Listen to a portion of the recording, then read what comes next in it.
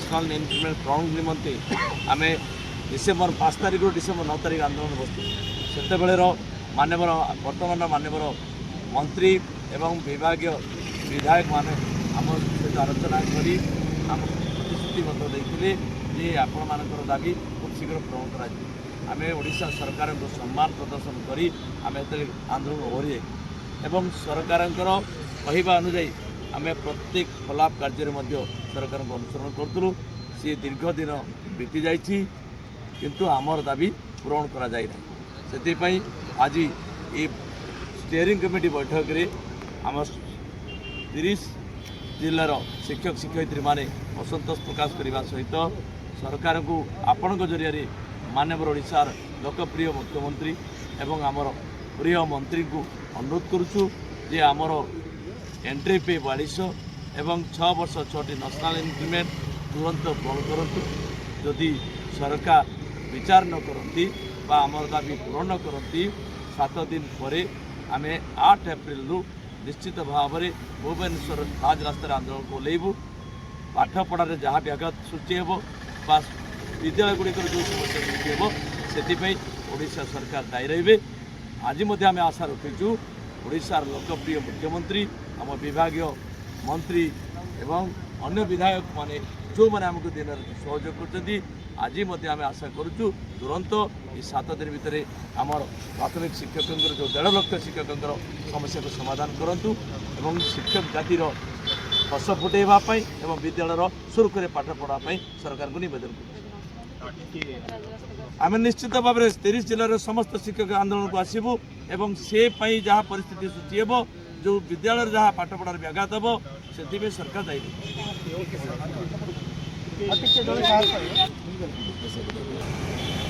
प्राथमिक शिक्षक महासंघ स्टीयरिंग कमिटी सदस्य आम सर्वप्रथम मान्यवर मुख्यमंत्री महोदय श्रीजुक्त मोहन चरण माझी महोदय को धन्यवाद अर्पण कर प्राथमिक शिक्षक महासंघ तरफ स्कीमेटिक टीचर मानकर रेगुलर करने जानुआरी 1 2026 मसीहा ठारू नहीं निष्पत्ति ताहा सबुठार जुगान्तकारी निष्पत्ति आम आमर अंतरु धन्यवाद प्रदर्शन करूँ किंतु सबुठारू नग्न उदाहरण सृष्टि होती प्राथमिक शिक्षक मान प्रति जहाँकि आपण मैंने जानिथिबे 2022 मसीहा परठारू बन्ही जलुची प्राथमिक शिक्षक मान मनरे जे ठिका उच्छेद हेउना एवं प्राथमिक शिक्षक मान मूल दरमा ग्रेड पे लेवल 9 ने 42 जीपी आधार रे आंदोलन चालू रही एवं से बन्ही निर्वापित होना तेणु आपण मान जरिया आम नवेदन करने को चाहबू मान्यवर मुख्यमंत्री महोदय को गणशिक्षा मंत्री महोदय को एवं ओडिशा सरकार को प्राथमिक शिक्षा रे स्थिरता आने आमर entry level grade pay level 9 अनुसार 42 महासंघर जन सभ्य डिसेम्बर 5 रु 9 तारिख आम राजरास्तार बसी सरकार आसी 9 तारिख दिन आमको भंडूर कले कहले 7 दिन भीतर तुम दाबी पूरण हम किंतु आज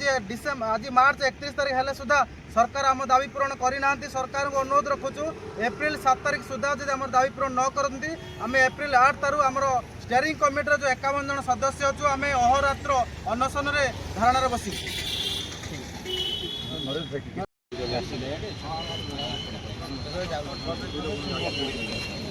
पटेल कन्भेनर प्राथमिक शिक्षक महासंघ ओडिशा आज आमर समस्त स्टीयरिंग कमिटी सदस्य मानक लेकिन आम ये आम स्टीयरिंग कमिटी मीटिंग रखीलु आम आम 2 गोटी डिमांड को लेकिन आम बहुत दिन है आम गवर्नमेंट सहित आलोचना एवं मेमोरेंडम दे आसूँ आम दाबी पूरण करा बोलिकी गत डिसेम्बर 5 तारिख 9 तारिख पर्यंत आम लक्षाधिक शिक्षक ये आम राजरास्तार आंदोलन करूँ से समय आम डिलिगेशन समय आमर ग्रेड पे चेंज करने एवं 6 गोटी नेशनल इंक्रीमेंट सहित आमर 6 वर्ष जोड़ापी आमको प्रतिश्रुति दि जाइए से दिन ठारू आम अहरह गवर्नमेंट सहित आम फॉलोअप कम रहीचु किंतु ये दीर्घ दिन होगला एवं आमर घोषणा होना तेणुक आम समस्ते आज निष्पत्ति नेलु जे आसंता 7 दिन भितर गवर्नमेंट जदि आम डिमांड फुलफिल न करती ताहले आम स्टीयरिंग कमिटीर समस्त सदस्य आम एप्रिल 8 तारिख रु यही राजरास्तार आम धारणा ये बसबू जो दिन पर्यंत आम दाबी पूरण न होईटा आमर आज निष्पत्ति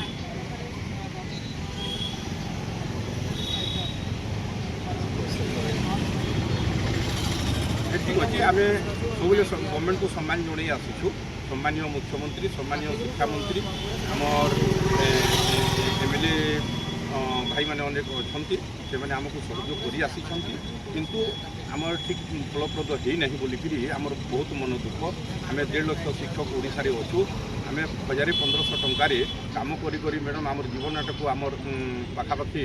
ଆମର ଶେଷ କରିଦେଇଛୁ। ଆମର ପରିବାର ଏବଂ ଆମର ବ୍ୟକ୍ତିଗତ କୌଣସି ବର୍ତ୍ତମାନ ସ୍ଥିତି ନାହିଁ। କିନ୍ତୁ ଆମର ଆଶା ଥିଲା ଯେ ସରକାର ଆସିଲା ପରେ ନିଶ୍ଚିତ ଭାବରେ ଆମର ଦାବି ପୂରଣ କରିବେ ବୋଲିକିରି। ଆଉ ସରକାରଙ୍କୁ ଏବେ ବି ଆମେ ଜଣାଉଛୁ ଯେ ଆମର ଏଇ ଯେଉଁ ମାନେ ଜେନୁଇନ୍ ଦୁଇଟି ଯେଉଁ ଦାବି ଅଛି ସେଟାକୁ ନିଶ୍ଚିତ ଭାବରେ 7 ଦିନ ଭିତରେ ସେ ମାନେ ଆମକୁ ଦିଅନ୍ତୁ, ନହେଲେ 8 ତାରିଖରୁ ଆମେ ଆନ୍ଦୋଳନରେ ଏଠି ବସିବୁ। ଧନ୍ୟବାଦ। ନାଁଟା ଟିକେ କହିଦିଅନ୍ତୁ ସାର୍। ଗୋଟେ ନାଁଟା କହିଦେଲେ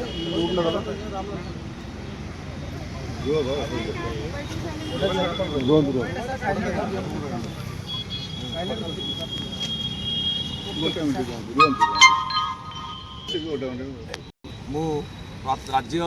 ପ୍ରାଥମିକ ଶିକ୍ଷକ ମହାସଂଘର ଜଣେ ସଦସ୍ୟ। ଆଜି ଆମର ରାଜ୍ୟ କାର୍ଯ୍ୟକାରିଣୀ ବୈଠକ ଅନୁଷ୍ଠିତ ହୋଇଛି। କାରଣ ଡିସେମ୍ବର 5ରୁ ଡିସେମ୍ବର 9 ତାରିଖ ଓଡ଼ିଶାର 30 रामलाल पटेल कन्भेनर प्राथमिक शिक्षक महासंघ ओडिशा। आमे आमर 2 गोटी दाबी जोटा कि आमर ग्रेड पे हाइक करने लेवल 9 रे एवं आमर जो कंट्राक्चुअल पीरियड को रोशनाल इंक्रीमेंट देकर उच्छेद करने दाबी को लेकर आम गत डिसेम्बर 5 ରୁ 9 तारीख पर्यंत आमर लक्षाधिक शिक्षकों को नहीं आम ये राजरास्त आंदोलन करूँ। से समय सम्मानीय शिक्षामंत्री एवं तांकर ऑफिशियल समस्ते मिसिकी आमर से दाबीटी को देवाई से मैंने प्रतिश्रुति देते एवं पंचम दिन में आमर सम्मानीय बाबू सिंह एवं तांकर गवर्नमेंट प्रतिनिधि आसिकी आमको